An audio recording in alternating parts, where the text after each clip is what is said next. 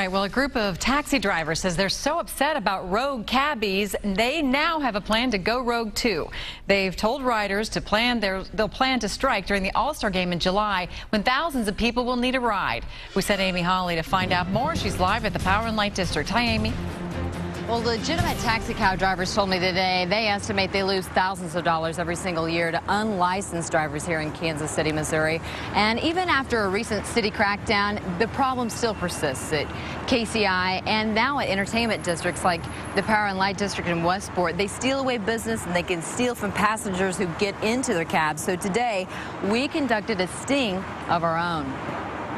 We did exactly what the city of Kansas City says it now has to do. Every week at the airport, we mounted our own sting operation. Are you giving rides? At the airport, passengers must call for a ride. Then a cab driver is dispatched from a taxi lot and assigned that fare. Those are regulated background check drivers who agree to share part of their fares with the city. But some drivers who want to pocket the change for themselves will drive up on their own and steal the business.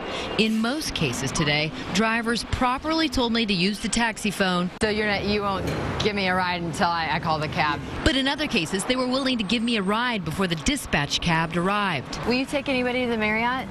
Downtown? Yeah. Yeah, come in. How much is it? Probably $50. 50? I didn't call on the phone. Is that okay? That's fine. It's okay. I don't need to. Yeah, come in. That would be a problem, absolutely. He was stealing from his friends. And if the taxi cab doesn't have this sticker to prove it's licensed, it's like you're getting into the cab with a total stranger. We've heard of a lot of overcharging. We've heard of, some cases where people may have felt less comfortable during the ride once they realize there's not a meter in the car. The city has recently cracked down and as a result quadrupled the number of citations it's written to rogue drivers in the last year. During the All-Star game, the city will double its enforcement. I believe that because so many people will be coming to Kansas City, there will be some who will unfortunately try to take advantage of our guests, and our job is to prevent that from happening. He doubts drivers will strike on the busiest week they've seen in years. Now take a look at this. Out of all these companies listed in the yellow pages, Checker Cab says only about 13 or so are actually licensed to do business here in Kansas City, Missouri.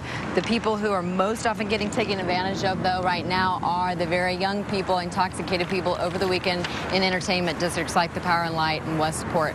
So we asked Yellow Cab if they could take care of the business and demand during All-Star Week if a strike does happen, and they said absolutely. In downtown Kansas City, Amy Holly, NBC Action News.